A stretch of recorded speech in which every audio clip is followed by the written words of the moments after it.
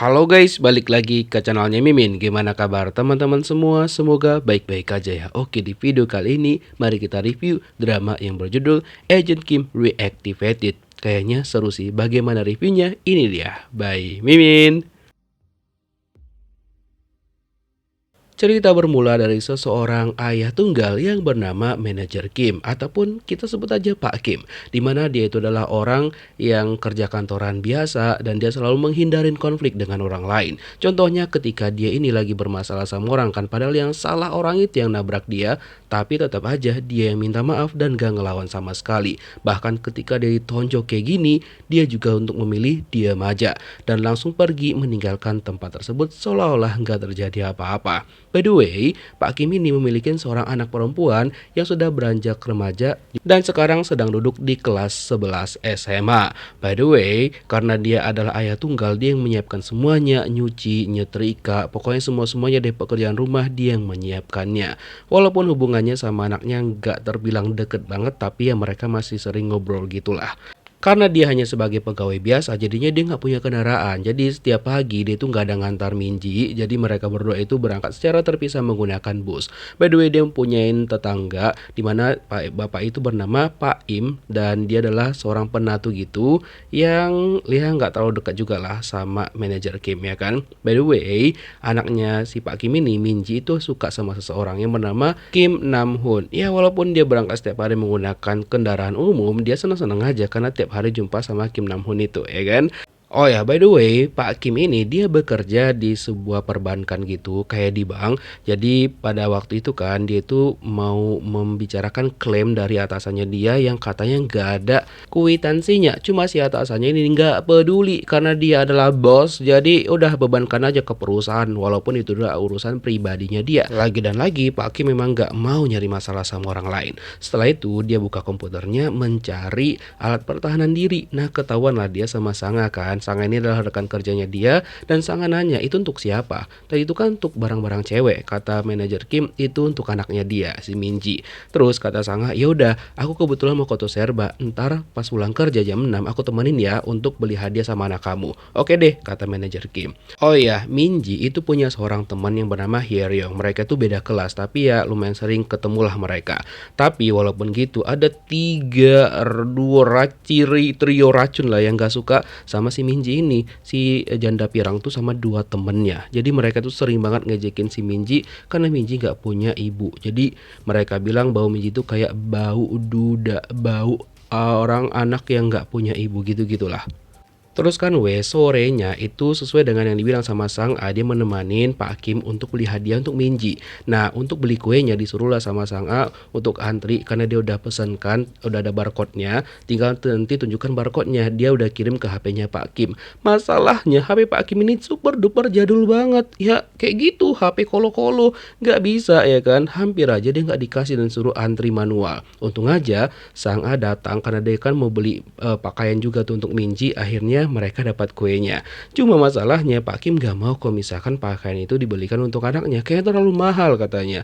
Mau dia balikkan, tapi dia jelaskan sama Sanga kalau misalkan anaknya ntar suka. Ya udahlah, akhirnya Pak Kim ngambil dan tetap beli pakaian tersebut dan dia simpan dulu sebelum dia kasih sama Minji karena hari ulang tahun Minji tuh keesokan harinya, 2 hari lagi lah kalau nggak salah. Nah terus pas dia nemuin Minji lagi nyuci, Minji tuh bilang sama dia bakal nyuci bajunya mulai saat ini karena teman-temannya ngejek dia terkait bau bajunya dia. Setelah selesai nyuci, si Minji tuh seperti biasa kepoin media sosialnya Namhoon dan gak sengaja kali itu di hari itu dia nge-like fotonya Namhoon dan langsung ditanya sama Namhoon kan dari DM tapi dia gak mau ngaku. Terus dia keluar bentar ngecek ayahnya yang udah ketiduran. Dan sebenarnya Minji tuh nggak enak sama ayahnya gara-gara kata-kata dia tadi sebelum dia nyuci ya kan.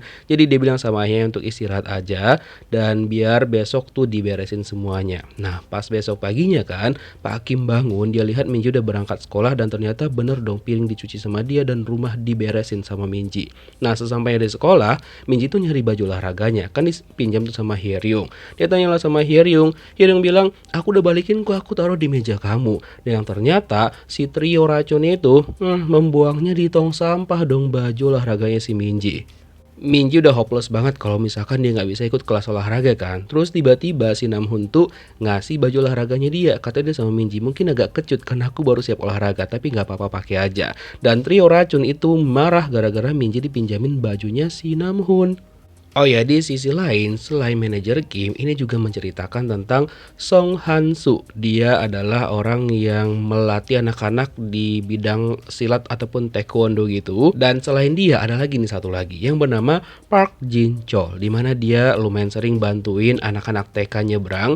Walaupun ya bantuan dia sebenarnya nggak diharapkan dan malah lebih banyak menyusahkan orang-orang di sana. Dan selain itu dia juga ngebantuin orang lain, tapi tetap aja nyusahin. Ya mendingan dia di barak Ganglim aja kan dibandingkan di sini dia agak nyusahin setelah keluar dari barak Ganglim ya.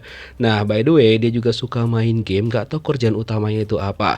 Dan ternyata dia juga kenal nih sama Song Han-soo yang pelatih taekwondo ataupun pelatih silat tadi. Jadi mereka berdua udah cukup akrab sebenarnya. Dan ternyata mereka berdua juga kenal nih dengan Pak Kim, dan malamnya mereka bertiga itu tuh ngobrol dan juga ngumpul bareng gitulah. Dan Jinchol cerita bahwa anaknya dia itu tuh udah menggemaskan banget dan dia takut kalau misalkan anaknya cepat gede ya kan. By the way, anaknya itu bernama Dabin. Jadi sampai-sampai dia buat baju yang ada poster foto anaknya dia di sana. Nah, pas mereka tiga lagi ngobrol kan, ada pelanggan tuh beberapa orang di mana mereka membuat keributan di sana. Kan nggak boleh ngerokok, tapi mereka maksa tetap ngerokok dan akhirnya si pemiliknya itu dimarah-marahin sama mereka. Nah, Jinchol yang mandang mereka dengan tajam, mereka itu marah-marah dan dibilang tuh sama Hansu dan juga Kim, udah kita harus sabar, nggak boleh terlibat perkelahian. Cuma masalahnya mereka nyari gara-gara dilemparkan minuman ke si Jinchol.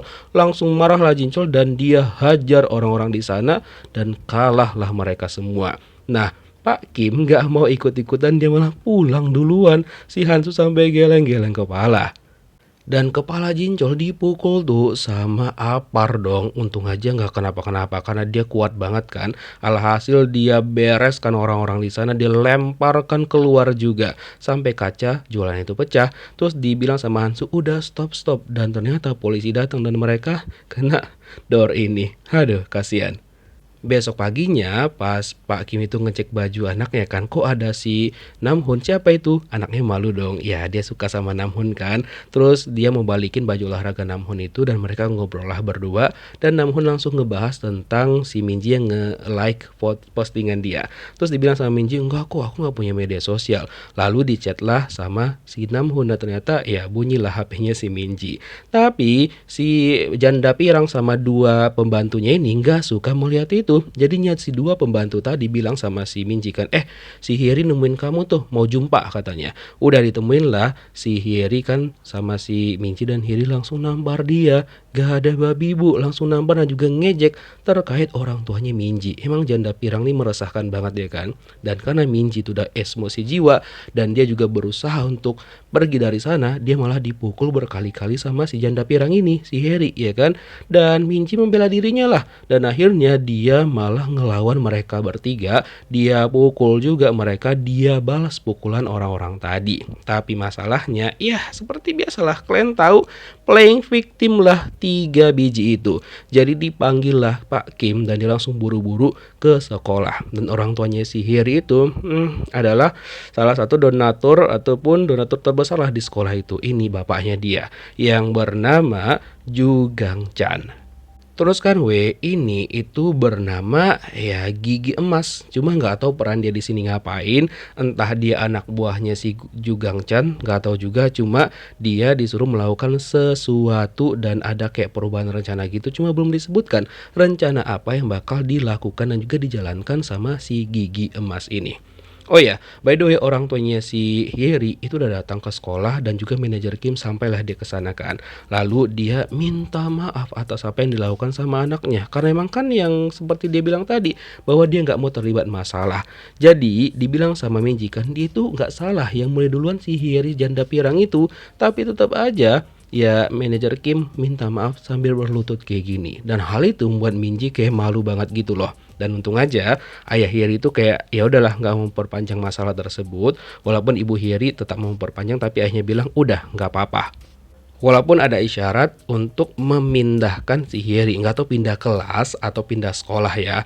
Dan pas keluar dari situ Pak Kim melihat bahwa si cowok itu adalah orang yang disukain sama Minji kan, si Namhoon. Dia hafalin mukanya. Terus ayahnya si Heri nanya sama pihak sekolah, apa pekerjaan Minji? Kata mereka pegawai biasa aja kok. Katanya oke lah, yaudah jangan sampai terulang lagi ya katanya. Oke.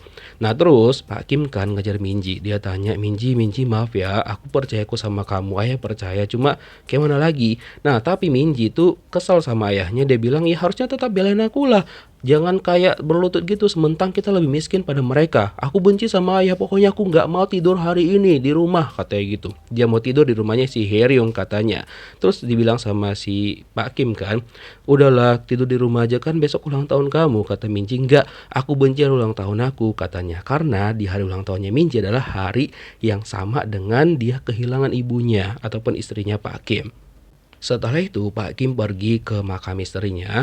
Dia mengingat masa lalunya dia sama istrinya. Istrinya cantik banget dan juga lembut dan juga baik. Diminta maaf karena belum bisa menjaga dan juga merawat anak mereka dengan baik.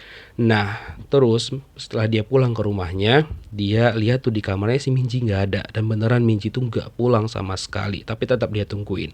Nah, Minji itu lagi di jalan kan, terus di DM lah dia sama si Namhoon. Dia bilang, jumpa yuk di belakang sekolah, ada yang mau aku bilang. Terus tiba-tiba Minji tuh ngilang dan kayak gelangnya dia itu jatuh. Dan yang paling parah, udah tergeletak deh di sini, ada juga cairan berwarna merah keluar dari tubuhnya, udah pingsan dia.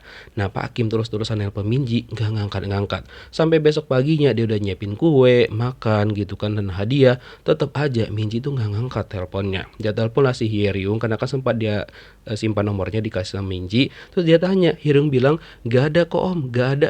Dia tuh kesini, kami nggak ada jumpa juga kemarin. Ya udah, jadi Pak Kim memutuskan pergi ke sekolahnya, mungkin sama si Namhoon kan. Dia jumpain lah Namhoon. Terus Namhoon bilang, kemarin tuh dia ada yang nge-DM dari HP aku. HP aku dicuri sama orang-orang preman dan aku maaf banget om.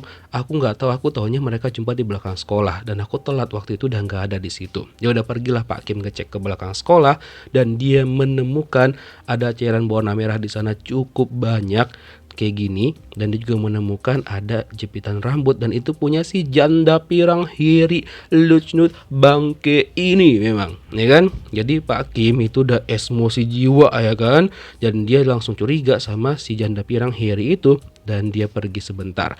Dan bener aja dong, datanglah Hiri sama orang suruhan dia, preman yang dia suruh untuk menyakitin si Minji, dan mereka nggak tahu di sana masih ada si Pak Kim. Dia tanya sama Heri kan, ini kat rambut kamu kan? Tapi Heri diam aja sambil ketakutan dan mau dihajar lah dia sama preman itu, tapi dia nggak tahu siapa sebenarnya Pak Kim ini. Dia adalah agen Korea Utara yang kuat banget dan paling dicari, dan kalau dia muncul gak ada yang berani sama dia. Dan langsunglah keluar aslinya Pak Kim, dihajar, dipukul bak buk bak berkali-kali si preman itu sampai dia terjatuh dan lemas sambil dicekek kayak gini dan ditanya di mana si Minji. Kira-kira gimana kelanjutan kisahnya? Kita lihat di next episode. Thank you for watching guys. See you next video. Bye bye.